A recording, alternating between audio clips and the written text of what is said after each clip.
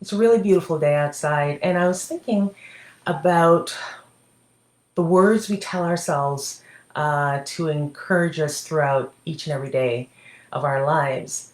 Now, a couple of months ago, I was talking to my dad about words and the power of words and how that can impact how we view ourselves, how we view our surroundings, how we view our circumstances, how we get through difficult times. And it's a very crucial and powerful tool that I use in my personal practice with clients, and I've used over time, of course, throughout my life. And I've noticed a lot of different things about the power of words. And it's quite interesting how sometimes we use words as a weapon or as a healing tool or as a way of expressing what we're feeling at a particular time, how we engage others with words. And let's not forget the power of how certain words can uplift a person's spirits, right? So today's topic is about the power of words. Now, I've done a video about this before, a few months back. It might be one of the earlier videos. And as you know, I've been doing my videos for over 3 years now. And I've just found it really something that's important to look at the things that impact us. What is it that's impactful in our lives? Look at the way in which words has power, how words sway, how it deters, or how it encourages. So Yehuda Berg, his quote was really impressive to me. Recently came across this, and he said, "Words are singularly the most powerful force available to humanity." Now, I touched on that earlier by giving basic examples, but he went on to say we can choose to use this force constructively with words of encouragement, as I mentioned earlier. And he also mentioned that destructively using words of despair is also something that we need to look at. He further adds that words have energy and power with the ability to help people, to heal them, to hinder them, to hurt them, to harm them, to humiliate, or to humble them.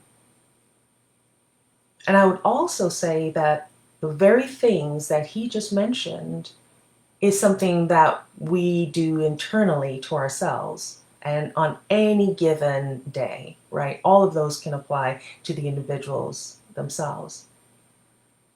So self-care has a lot to do with the words that we use for ourselves and how we use it with others in our lives or people that we come across. So if we consider that and embrace what that means for each and every one of us, it really makes an impact on how it is that you want to live your life. And a lot of how you live your life starts with the words that you choose for yourself. Okay? So another person I want to talk to you about is Dr. Haider Zahed. Now, he spoke about that the powerful force of words. The powerful force of words, he mentions, every word that we utter, we must discipline ourselves to speak in a way that conveys gentleness and humility. One of the clearest signs of a moral life, he went on to add, is right speech. Now, I thought about that, right speech and moral life, how the two goes hand in hand. Because a lot of the times the way we view the world around us and the way we view ourselves in it and those that we participate with in our own mini world versus the wider macro world around us in our environment or outside of our environment, that is, has a lot to do with how we interact with each other through words. And he went on to say that perfecting our speech is one of the keystones of mature people. And I would agree. It's interesting how when we're younger, right? When you think about it, when we're younger, I'm swaying off the topic a little bit, but not entirely. When we're younger, when we use a bad word, and an adult will say to us, our parent or our elders would say to us, "I'm going to wash your mouth out with soap," right? So the kind of words that we use are either, again, toxic, requiring mouth washing with soap, as threatened by our parents or our elders when we're younger. Or it could be one where it encourages praise from those around us, praise from our parents when we're younger, seeing as how I'm talking about kids when we're kids. Words are important for kids to learn as well. How to be gracious, how to be engaging, how to play, how to ask for things, please and thank yous. One of the first words I learned when I was a kid, please and thank you. And I'm sure all my siblings did too. And of course, I'm sure, as you hear this, you can reflect back and note the words that you were first um, taught. Mommy, daddy, please, thank you. And the tone of your voice, how it comes across to the rest of your household, that kind of thing.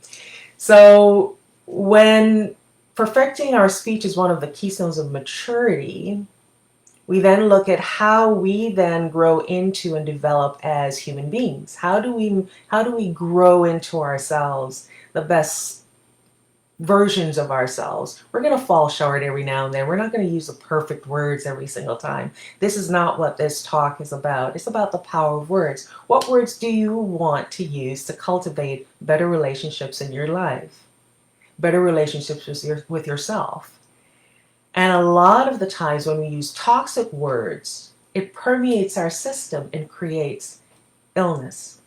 Whether you believe that or not, it does, right? Or it encourages the longevity of illnesses, all right? So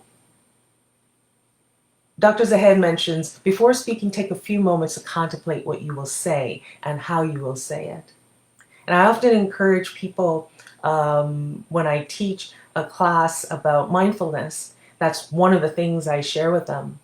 I share with them the importance of words and how it affects the way in which you meditate, how you forgive yourself, how you forgive others, how you create a bond with folks,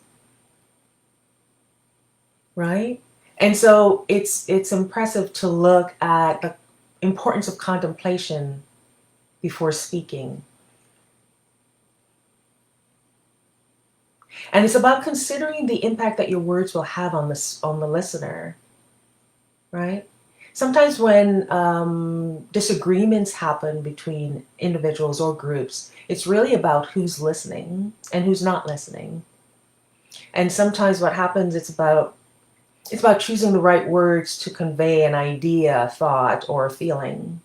And if someone feels a little bit threatened by that, they'll take it in the wrong way and assume something. So a lot of the times listening helps, and taking a moment before speaking helps to create a more powerful synergy between two people, or between a group, or between a family setting, in a family setting, that is. Taking a moment to pause and listen and think with your heart in a lot of ways. And this isn't something that you can pretend to exude. You must become it. You must embrace and embody this feeling of listening with your heart. Because that's the other side of the equation to powerful words. Because as we echo out our words, our statements, our phrases, our thoughts into the world, we are in fact resonating and putting that out there, and how it's received depends on the tone and the words that you choose to use. So when you speak from your heart, a lot of the times your words are more powerful. Powerful words can change lives, can change a person's thought process about whether or not they want to end their life or live their life when we're talking about suicide, when we're talking about depression, when we're talking about insecurities and fear of failure. That can encourage a person to think about their actions and look at life from a different perspective, or it can push them over the edge. And it depends on the intention of the speaker, what he or she wants to convey. Is it your intention to tear that person down, or is it to lift that person up? So speaking from the heart, there are a number of different ways that that truth can be embraced by the speaker. And it must, again, I must underline this, your intention must be a pure one. It's amazing how after so many years of doing what I do and teaching what I teach, how the resonance in a person's words can convey what their heart truly means. Whatever that meaning is, it will be conveyed through their words chosen and their tone.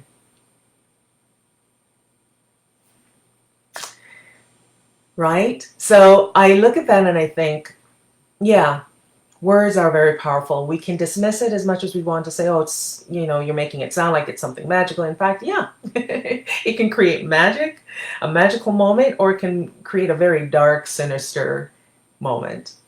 And you can choose which one you want to do. And again, that choice is with you. So be kind to all and speak words that are beacons of inspiration rather than to tear a person down or to discourage a person from their own light and their own truth and their own gifts. Right? Use words to encourage others to do what they do, increase their sense of pride in themselves and their love of themselves, rather than to tear them down and to make them smaller. Because sometimes the other side of that tearing down is about, what then do you want to lift up? When you tear down someone else's sense of themselves, is it then to lift your sense of yourself up? And that's a whole other video, right?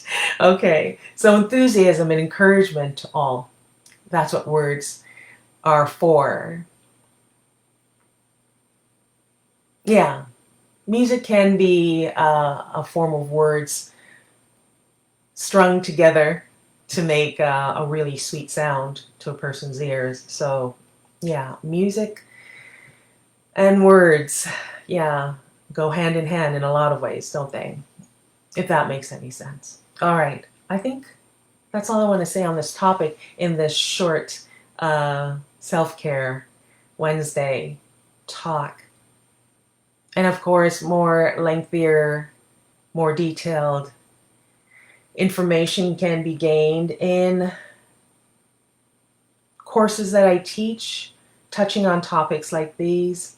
And I hope you'll join me in one of them.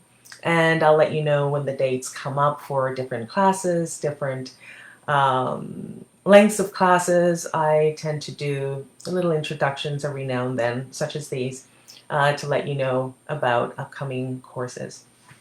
So once again, this was The Power of Words, and I hope the details that I put into this, or the samples that I showed you within this talk, helped to flesh out the meaning of this topic. And let me know if you have any questions. Leave your questions down below. If you have a comment, please do so as well. If you'd like to message me, by all means. And of course, I'm doing a 50% discount for the rest of the year as a COVID discount that I've been doing throughout the year. Now, whether or not you feel comfortable actually doing talks online, let me know. Some people don't feel comfortable doing talks online. And of course, there's the aspect of some challenges regarding focusing in and learning more about the ways in which to cope with the challenges that everyone is going through right now. So again, let me know in the messages what your needs are. If you need a coach, a mentor, an individual like myself to help you along just in one or two difficult times that you may be experiencing, let me know. I'd be happy to help and talk to you about the way in which you can go about that with me and to work with me. So let's connect if that's what you would like. All right. I think that's all I have to say about that too. All right. Enjoy your day. Namaste.